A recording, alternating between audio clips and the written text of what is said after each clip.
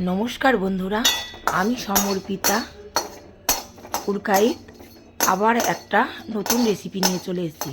আজকে শুধু একটা নয়, দুটো সরস্বতী পুজোর সন্দেশ, দারুণ টেস্টি দুধের সন্দেশ এবং নারকেল নাড়ুর রেসিপি নিয়ে চলে এসেছি। প্রথমে কড়াটা গরম করে নেবো। আমি পুরো রেসিপিটা বলতে থাকবো। প্রথমে আমি জল দিয়ে দিলাম। কী কী লাগবে আমি বানাতে বানাতে আপনাদের সঙ্গে শেয়ার করব। জলটা গরম হয়ে গেছে, দেখুন এই সময় আমুল স্প্রে লাগবে। আমি যেভাবে দেখাচ্ছি সেইভাবে বানাবেন, দারুণ টেস্টি হয় বন্ধুরা। এবার যেই জলটা গরম হয়ে যাবে তখন কিন্তু গ্যাসটা অফ করে দেবেন, দিয়ে ভালো করে নাড়িয়ে নিলে দুধটাকে জাস্ট গুলিয়ে নেওয়া, অন্য কিছু না, মিক্সড করে নিলাম। এখন কিন্তু গ্যাসের ফ্লেমটাও অফ আছে। দুধের পরিমাণটা আপনারা যতটা ইচ্ছা দিতে পারেন। এই দুধটার উপর যত দেবেন ক্ষীর সন্দেশের ব্যাপারটা ততটাই আসবে। দারুণ ক্ষীরের সন্দেশ। অনেকে নারকেল নাড়ু ঘরের পছন্দ করেন, কিন্তু আমি অবশ্যই রিকোয়েস্ট করব এটা একবার বানানোর জন্য। দুধ, চিনি, সামান্য একটু নারকেল কোড়া দিয়ে দুধ ক্ষীরের সন্দেশ দারুণ টেস্টি হয় বন্ধুরা। এটা একবার বানিয়ে দেখতে পারেন। দুধটা পুরোটা মিক্স করে নেওয়া হয়ে গেছে, দেখুন কতটা ঘনভাবে নিতে হবে। এবার আমি 250 মতো চিনি দিচ্ছি। এবার আপনারা পরিমাণ অনুযায়ী চিনি দেবেন। যে বেশি পরিমাণে বানাবেন যারা, তারা একটু বেশি দেবেন, কম পরিমাণে বানালে সেক্ষেত্রে কম দেবেন। এবং যখন বেশি পরিমাণে বানাবেন সেক্ষেত্রে কিন্তু অবশ্যই করে দুধের পরিমাণটা আরও বাড়িয়ে দেবেন। আমি এখানে 100 গ্রাম আমুল স্প্রে দিয়েছি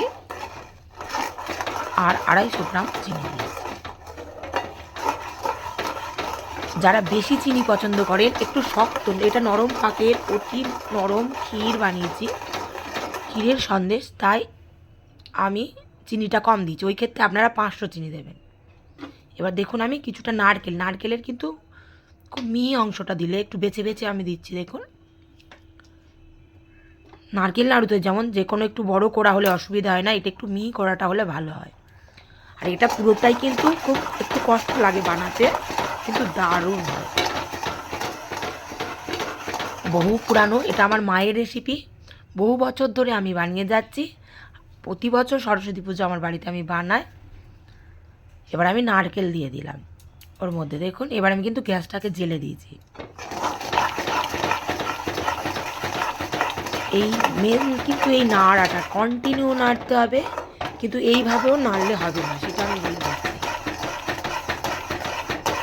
আগেকার দিনে অনেক আগে দিদাদের সময়, আবার মায়েদের প্রথম দিকে তারুর ব্যবহার ছিল, আপনারা অনেকেই জানেন।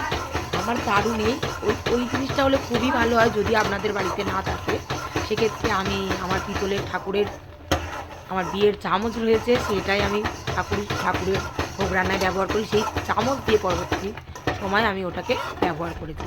প্রথমে কিন্তু এইভাবে অনবরত নাড়াতে হবে আর গ্যাসটা দিতে হবে মিডিয়াম টু লো, নাহলে কিন্তু লাল চলে আসবে আর কড়া পাকের সন্দেশ হবে।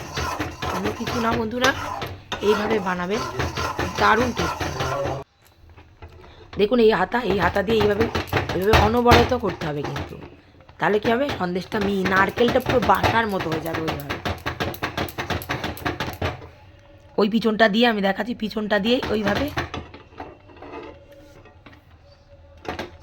এক হাতে ক্যামেরা নিয়ে পুরো দেখানো যাচ্ছে না, কিন্তু আমি চেষ্টা করছি আপনাদের সঙ্গে শেয়ার করার।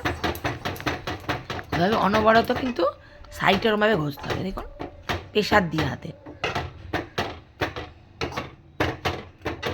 খুব কম টাইম লাগে বন্ধুরা, 10-15 মিনিট, কিন্তু ওই হাতের একটু ব্যথা করে, কষ্ট করে এটা করতে, কিন্তু দারুণ টেস্টি হয়। আপনারা একবার চেষ্টা করতে পারেন।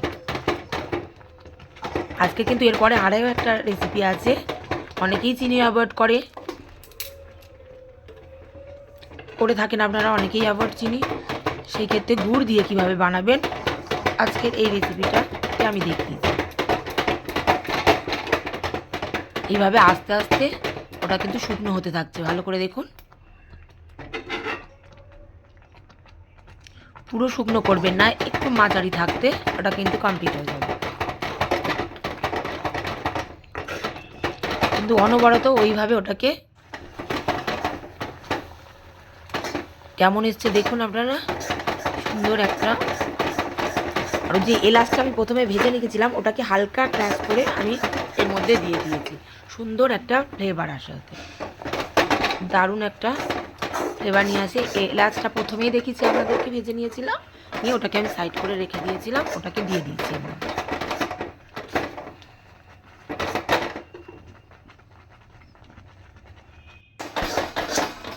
মোটামুটি কড়ার গায়ে থেকে যখন ছেড়ে আসবে দেখুন, তখন ভাববেন হয়ে গেছে, এটা রেডি হয়ে গেছে।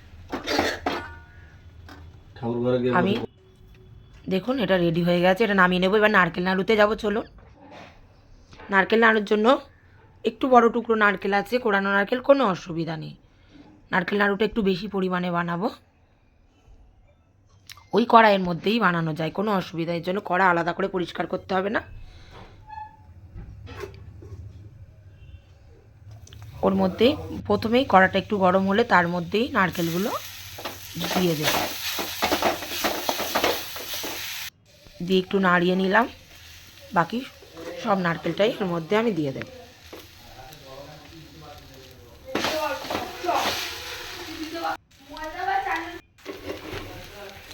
এবার আমি বড় যে গুড় পাওয়া যায় ওটাকে আগের থেকে আমি ভেঙে ভেঙে রেখেছিলাম, কাটারি দিয়ে কেটে কেটেই রেখেছিলাম বলা যায়। বড় ডালা যে গুড় এখন পাওয়া যাচ্ছে ওইগুলোকে ভেঙে ভেঙে রেখেছিলাম, ওটাই দিয়ে দিলাম। একটু নারকেলটা নাড়িয়ে চাড়িয়ে তার মধ্যে গুড় দিয়ে দেবে। বেশিক্ষণ নারকেলটা ভাজার কোনো দরকার নেই, সেক্ষেত্রে জ্বলে উঠতে পারে। অল্প একটু নেড়েই গুড়টা দিয়ে দেবেন, কোনো অসুবিধা নেই। খুব সহজ পদ্ধতি, আপনারা বাড়িতে সহজেই বানাতে পারেন। যে কোনো পূজার অনুষ্ঠানে বা বাড়িতে এমনি বানিয়ে খেতে চাইলেও বানাতে পারে। বাইরের মিষ্টির থেকে অনেক বেশি সুস্বাদু এবং টেস্টি হয়। আমি যে এলাচ আগে প্রথম ভিডিওতে দেখিয়েছিলাম, যেটা আমি হালকা ভেজে রেখেছিলাম, সেইটাকে আবার অর্ধ ভেঙে এর মধ্যেও খানিকটা আমি দিয়ে দিচ্ছি। ওই দেখুন, আপনাদেরকে ওইভাবে একটু দেখানোর জন্য এইভাবে ভেঙে ভেঙেও দেওয়া যায়, আপনারা অর্ধ ক্রাশ করেও দিতে পারেন, কোনো অসুবিধা নেই। দিয়ে অনবরত একটু নাড়তে হবে, নাড়লে দেখুন কালারটা আস্তে আস্তে কিন্তু চেঞ্জ হয়ে যায়।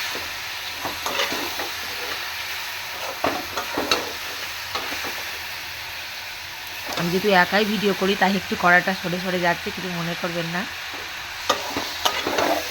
সুন্দর কালার এসছে, দেখুন কালারটা কিন্তু পুরো চেঞ্জ হয়ে যায়। খুব কম টাইম লাগে, 10 থেকে 15 মিনিট মতো লাগে নারকেল নাড়ুটা বানাতে। আর সন্দেশ তো 10 মিনিট। এই জায়গায় কিন্তু অবশ্যই একটা জিনিস অ্যাড করতে হবে, দেখবেন গুড়টা দেওয়ার পর যারা বিগিনার নতুন তাদের জন্য আমি এই টিপসগুলো দিয়ে রাখছি, যাতে তাদের বানানোর সময় কোনো অসুবিধাতে না পড়তে হয়। দেখবেন গুড়টা দেওয়ার পর একটু রস হচ্ছে, একটু ভিজে ভিজে মতো হয়ে উঠবে, যেহেতু গুড়টা গলে গিয়ে। এই ক্ষেত্রে এই আমি ময়দা নিয়েছি, এটা অবশ্যই দিতে হবে বন্ধুরা, কম পরিমাণে, বেশি না কিন্তু, এক মুঠো অত না, তার অর্ধেক ময়দা নিয়ে একটু ছড়িয়ে দেবেন। এতে দারুণ একটা বাইন্ডিংটা খুব ভালো আছে, আর ওটা দারুণভাবে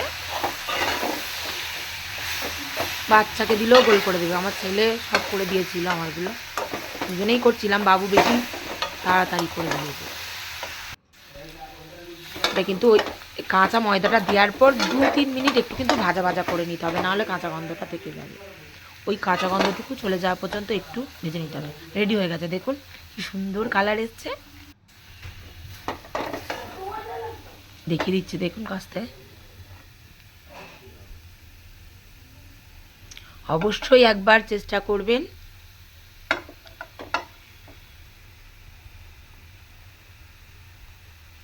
আমি প্রতি বছর সরস্বতী পুজো আর বাড়িতে যে কোনো পুজোই হয় আমি এটা বানানোর চেষ্টা করি, আর বহু বছর থেকে আমি বানিয়ে আসছি। এটা আমার মায়ের হাতে শেখানো জিনিস। অনেক ছোটোবেলায় মায়ের সঙ্গে গোল করতে বসতাম, মাই বানাতেন। আমাদের বাড়িতে বড় বড় অনেক পুজো হয়, বাবার বাড়িতে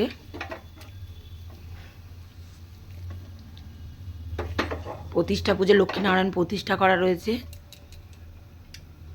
বড় করে লক্ষ্মী পূজা হয়, সরস্বতী পূজা হয়, বাৎসরিক প্রতিষ্ঠা পূজা হয়, কালী পূজা হয়। সব সময় হয়তো যা হয়ে ওঠে না, কিন্তু ছোটোবেলার স্মৃতিগুলো রয়েই যায়। সেইভাবে আমিও আমার বাড়িতে কোনো পূজা হলে এই দেখুন আমি বানাচ্ছি, বাবু কয়েকটা দেখাচ্ছি বাবুকে কিভাবে বানাতে হয়। বাবু প্রথমবার বানালো, কিন্তু দারুণ বাবু বানাচ্ছিল। ওই দেখুন বাবু সঙ্গে সঙ্গে শিখে নিয়েছে, নিয়ে ও আমার সঙ্গে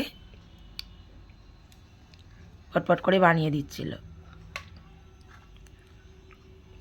খুব সহজেই দেখুন গোল হয়ে যাচ্ছে। রেডি হয়ে গেছে। কেমন হয়েছে অবশ্যই জানাবেন বন্ধুরা। আজকের এই দুটো রেসিপি আপনাদের কেমন লাগলো কমেন্ট করে অবশ্যই জানাবেন। ভালো থাকবেন, সুস্থ থাকবেন, সাবধানে থাকবেন। আর কী ধরনের রেসিপি আপনারা দেখতে চান সেটা আমাকে জানাতে পারেন, আমি চেষ্টা করব দেওয়ার। আর আমার পাশে থাকার জন্য থ্যাংক ইউ সো মাচ। এইভাবে আমাকে সাপোর্ট করার জন্য থ্যাংক ইউ।